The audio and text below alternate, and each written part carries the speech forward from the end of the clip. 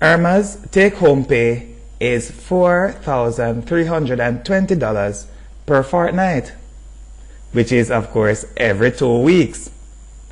Each fortnight, Irma's pay is allocated according to the following table.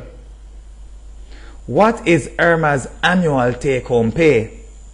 Assuming she works 52 weeks in a year. As a matter of fact, the statement of the problem is giving you more information than you need. For example, a fortnight, the statement of the problem is also telling us that it is 2 weeks. And we need to assume that she works 52 weeks in a year, which we should know that there are 52 weeks in a year, but that is also given to us. Now, here is the table. We don't have any difficulty with that. The items are rent, food, other, saving, and we have the total. And the total that we have here is exactly the same number as Irma's take-home pay. The table also has cells for which the actual values are not given. But what is Irma's annual take-home pay? So let us take a look at the annual take-home pay. First of all, we have the fortnightly pay, which is $4,320, and we are taking a look at the annual take-home pay, assuming that we have 52 weeks in a year. Her pay is $4,320 every other week. There are 52 weeks in a year. This means that she is paid 26 times in a year. So she's paid 26 times in a year because she's not paid every week of the 52 weeks. She's paid every other week or every 2 weeks. Therefore, she's paid 26 times. How do we arrive at that? 52 weeks. Every other week, we divide that by 2. So she's paid every 2 weeks. We divide 52 by 2, and we end up with 26. That is the number of times that she's paid each year. Therefore, her annual take-home pay will take her fortnightly take-home pay and we multiply that by 26. 52 weeks in a year, every 2 weeks, that means 26. So we multiply that by 26, and that is her annual take-home pay.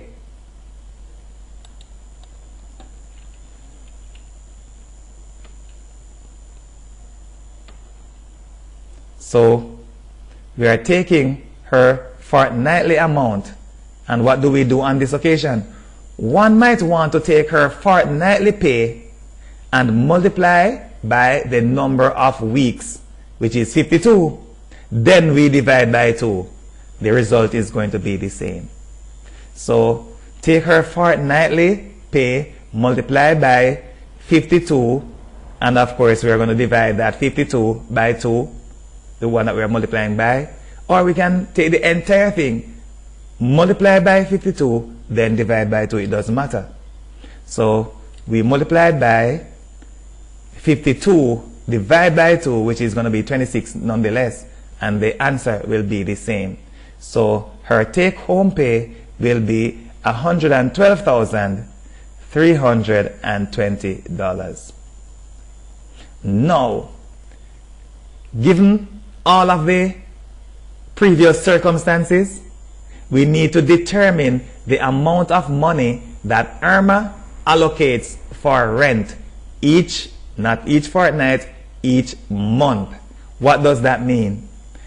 Do not forget that this is a fortnightly table.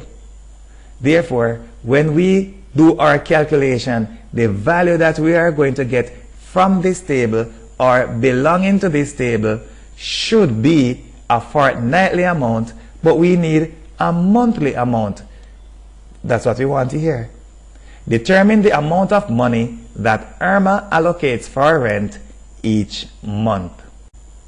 First, we need the amount of money associated with rent in the table. So What's the amount of money associated with rent?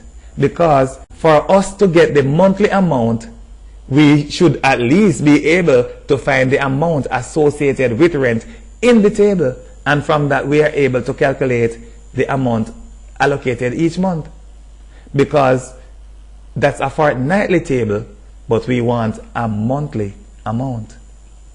So we may begin by stating that the total is the sum of the costs of the item.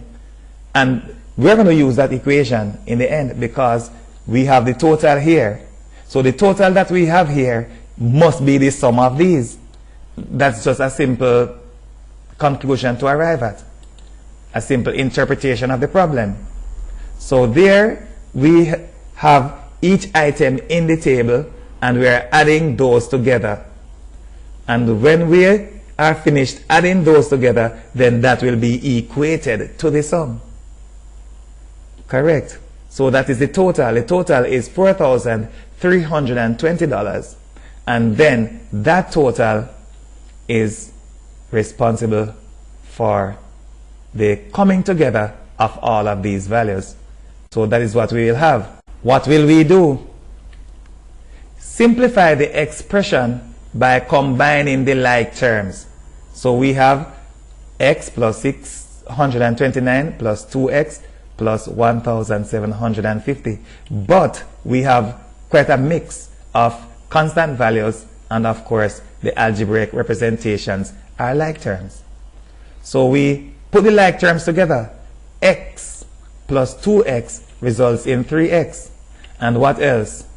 Those constant values will be added together. They are like terms. They are just real numbers. So those real numbers are added together. And of course, that's the total that we'll get when we add them, 2,379.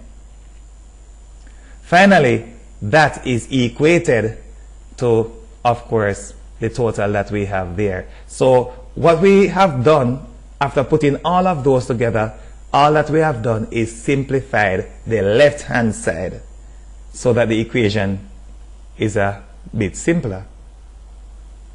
Now we will take this equation and we will finish its solution on the next slide. 3x plus 2,379 is equal to 4,320 on the next slide. There we go.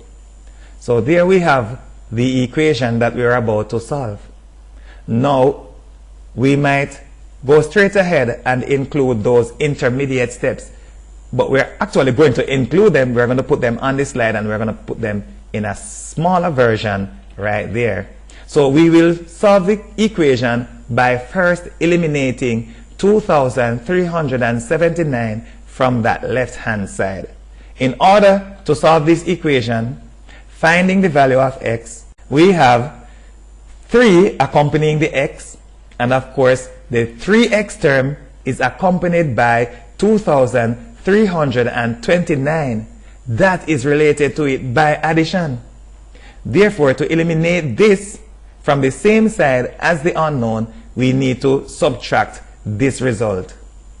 We need to do the opposite of plus 2,379, which is subtract 2,379. But we are going to put the intermediate step right there. So what do? We subtract the 2,379 from that side, the left hand side. But why do we have it on the right hand side also? Because whatever we do to change the value of one side of an equation should be done to change the value of the other side in the same way. So that is called balancing the equation, of course. So we subtracted 2,379 in our effort to eliminate this 2,379 that is added. So we subtract. Now we cannot just do that to one side. We have to balance the equation by doing the same on the other side. So consequently, we're going to have the 3x returning as usual. And then what do we have on the other side?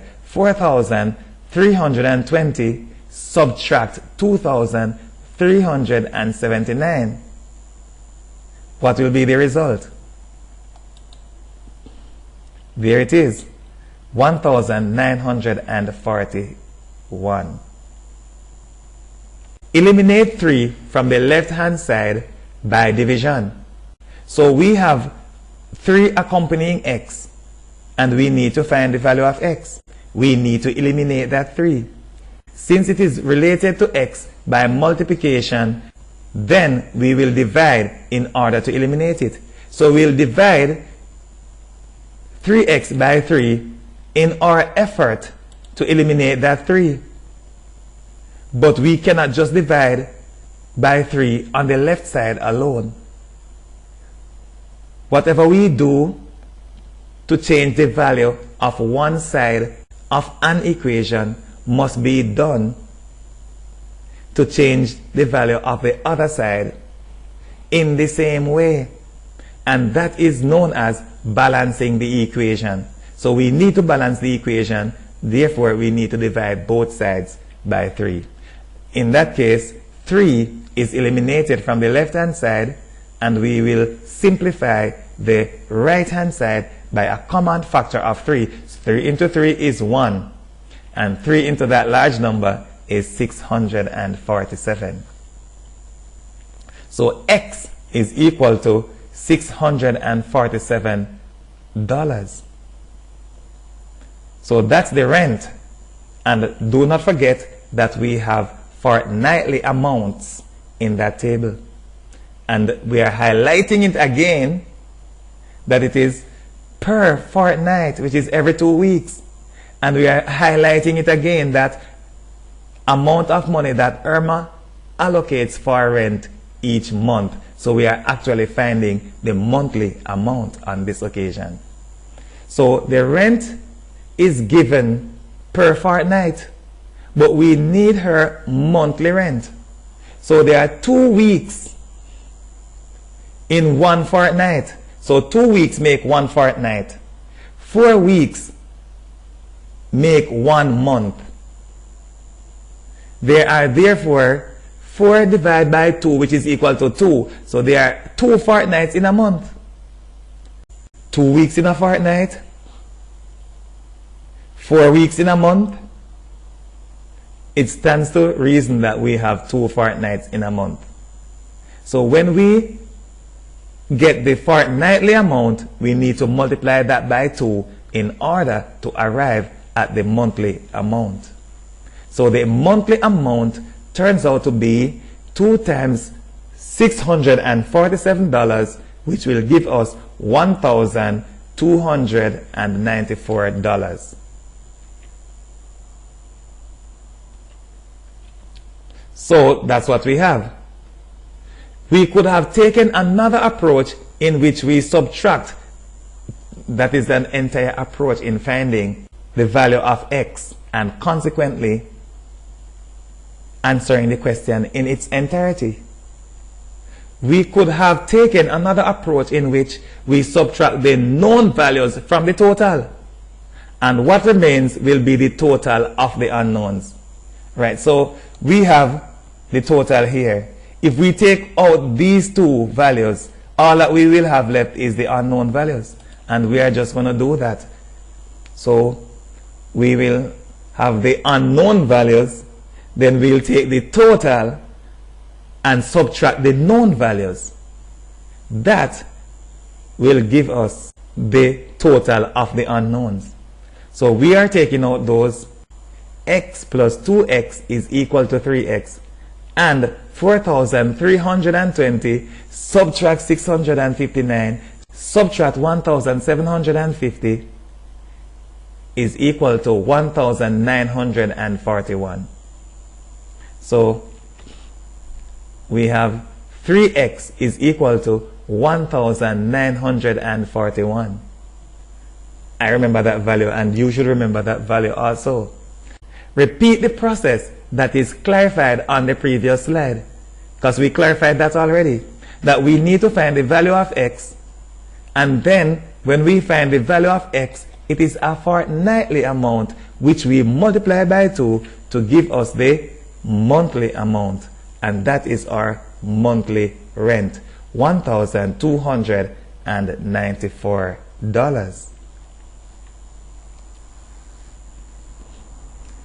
Now, we are going to finish up the solution of this problem, and let us see what it says.